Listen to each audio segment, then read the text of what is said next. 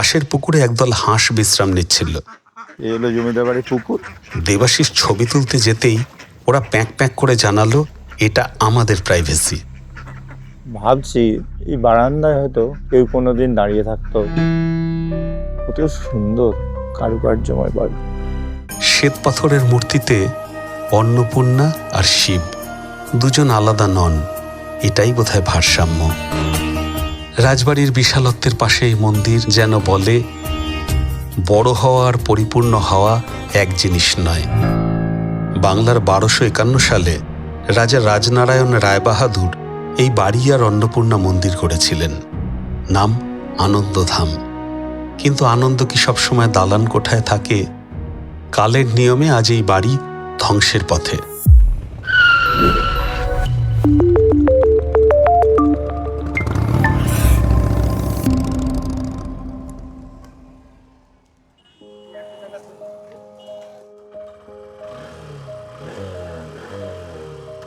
কয়েকদিন ধরে শীত এমন কনফিডেন্সে ছিল যেন সে আর কোথাও নড়বে না, কিন্তু আজ সকালে সূর্য মামা হাজির।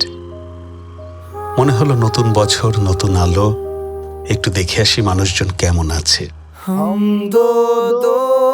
এই আলোতে বসে থাকা যায় নাকি? আমিও বেরিয়ে পড়লাম 2 লাস্ট বেঞ্চারকে সঙ্গে নিয়ে।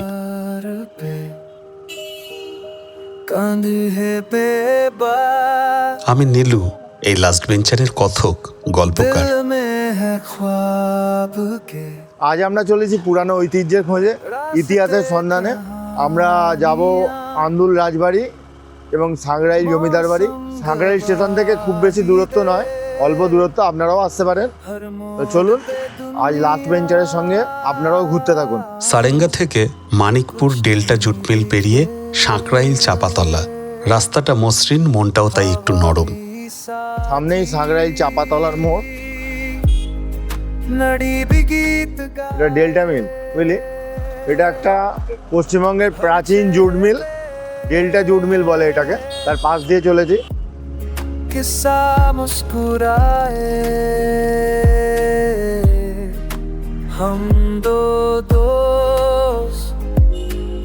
এটা হলো সাঁকরাইল চাপাতলার মোড়। চাঁপাতলা থেকে ডান দিকে মিনিট 5।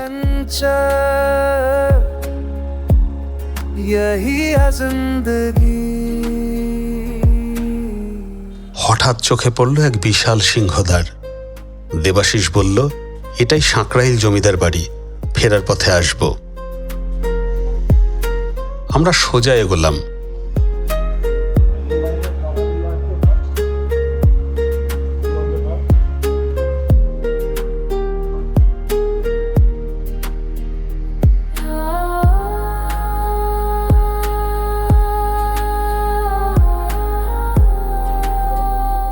কলেজ মোড় পেরিয়ে হঠাৎ সামনে 10 থামওয়ালা এক বিশাল রাজপ্রাসাদ। এই স্থাপত্যের সামনে দাঁড়িয়ে নিজেদের খুব ছোট মনে হলো। বাংলার 1251 সালে রাজা রাজনারায়ণ রায়বাহাদুর এই বাড়ি আর অন্নপূর্ণা মন্দির করেছিলেন, নাম আনন্দধাম। কিন্তু আনন্দ কি সবসময় দালান কোঠায় থাকে? কালের নিয়মে আজ এই বাড়ি ধ্বংসের পথে। ইট পাথর ভেঙেছে, কিন্তু ইতিহাস এখনো দাঁড়িয়ে।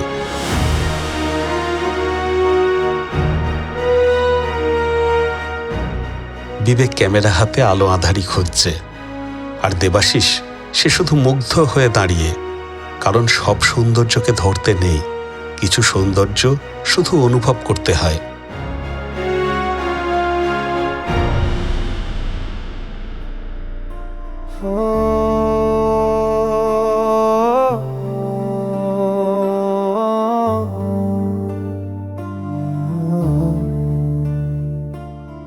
धूल भरे दरवाजे की आवाज सुनो, दीवारों पे रंग भी मिटक गए अब तो। आंगन में शहनाई की धुन गूंजती थी, अब बस पुरानी सन्नाटे की बारी है यहाँ। संदूक में चिट्ठी मिली तारीख बिन, किसी का ना किसी का वादा अधूरा। जमींदार बारी घर मेरा घर तेरा, नदी की हवा में कहानी पुरानी। दुर्गा पूजा की रातें मिष्टी की मिठास, अब बस खाली दीवारें और यादें बाकी।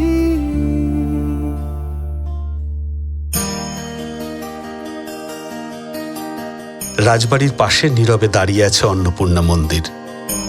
কোনো হইচই নেই, কোনো জাঁকজমক নেই।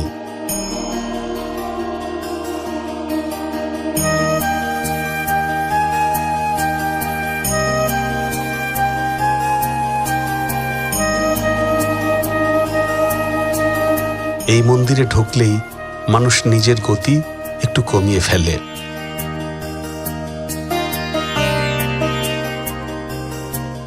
অন্নপূর্ণা, অন্ন মানে খাদ্য, পূর্ণ মানে পরিপূর্ণতা। এখানে ভক্তরা কিছু চাইতে আসে না, বরং বুঝে যায় যা আছে সেটাই অনেক। শ্বেতপাথরের মূর্তিতে অন্নপূর্ণা আর শিব দুজন আলাদা নন, এটাই বোধহয় ভারসাম্য। রাজবাড়ির বিশালত্বের পাশে এই মন্দির যেন বলে, বড় হওয়া আর পরিপূর্ণ হওয়া এক জিনিস নয়।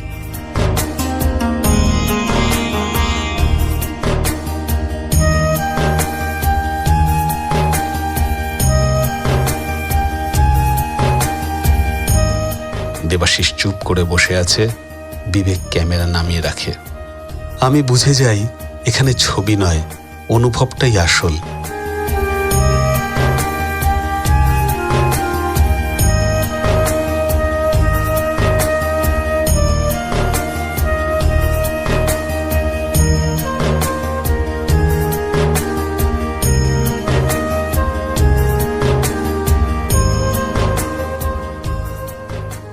कुछ नहीं दिखे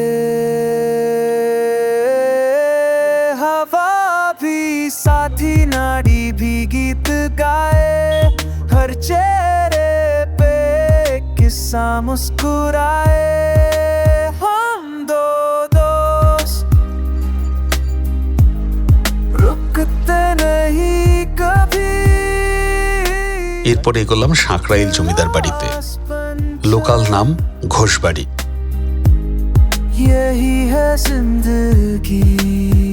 পাশের পুকুরে একদল হাঁস বিশ্রাম নিচ্ছিল।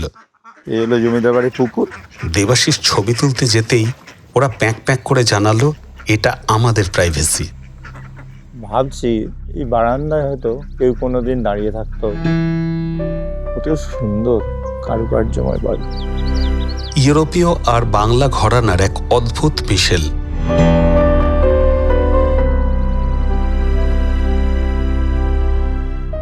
আজ বাড়িটা জীর্ণ, তবু দেওয়ালের ভাঁজে ভাঁজে জমিদারি যুগ এখনো লুকিয়ে।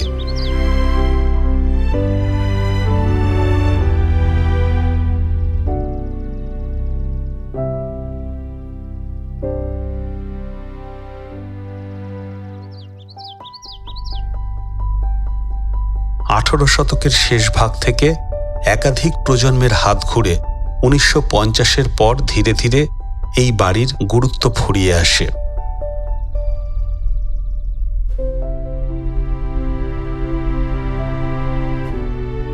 বাইরে থেকে ছবি তুলছিল ওরা, ঠিক তখনই একজন এসে জানালেন, ভেতরে ছবি তোলা যাবে না, বাইরে ছবি ঠিক আছে, লাস্ট বেঞ্চাররা প্রাইভেসি মানে।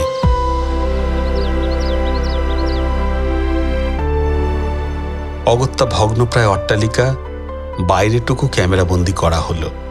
ইতিহাস নিজে নিজে বাঁচে না, কেউ মনে করে রাখে বলেই ইতিহাস বাঁচে।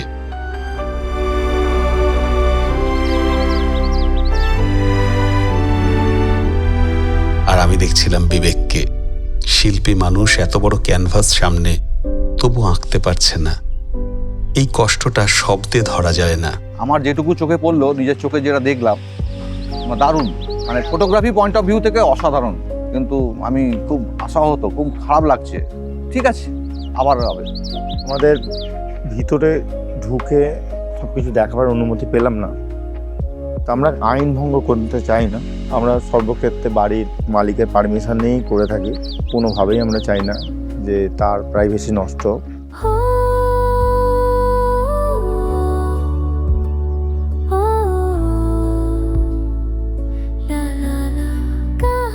সাংগ্রাইল জমিদার বাড়ির ইতিহাস আমরা চেয়েছিলাম যে এই বাড়ির লোকেদের কাছ থেকেই জানবো, তারা এতটাই খারাপ ব্যবহার করলেন যে কিছুই জানতে পারলাম না। তবে গুগল করে যদি কিছু জানতে পারি বা অন্যান্য পদ্ধতিতে যদি জানতে পারি, সেটা সঠিক কিনা বলতে পারবো না, তবে আমরা চেষ্টা করবো সেটুকু অন্তত আপনাদের কাছে রাখতে। আর আপনারা যদি আসেন এই অঞ্চলটা বাইরে থেকেই দেখবেন, এটুকু অনুরোধ রইল। तुम्हारी बातें सुनाई देती है,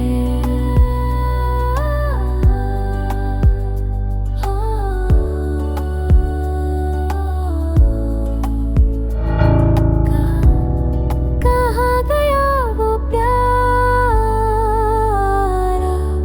कहाँ गए वो दिन। আমরা সিংহদ্বারের বাইরে দুটি মন্দিরের পাশে বসে রইলাম। কথা কম, ভাবনা বেশি। कुछ नहीं दिखे, हवा भी साथी नाड़ी भी गीत गाए। ফেরার পথে সারেঙ্গা গঙ্গার ধারে কল্পতরু উৎসবের মেলা, পুতুল, খেলনা, অন্নকূটের প্রসাদ, নাচ, ভিড়, এটাই গ্রাম বাংলা। অল্পেই সন্তুষ্ট থাকার শিক্ষা। नहीं कभी लास्ट पंचर। আজ আমি দেখলাম লাস্ট ভেঞ্চারের ব্যথা। আজ আমিও শিখলাম কিভাবে বাধা বিঘ্ন সব হজম করে আবার এগিয়ে যেতে হয়। এই পথ শুধু বিবেক আর দেবাশিসের নয়, আজ আপনিও লাস্ট ভেঞ্চারের হয়ে ওদের সঙ্গে ছিলেন। যারা নতুন, চ্যানেলটা সাবস্ক্রাইব করবেন। এইটুকু সাপোর্টেই আমাদের পথ চলা অনেক সহজ হয়। আবার দেখা হবে। ভালো থাকবেন, সুস্থ থাকবেন।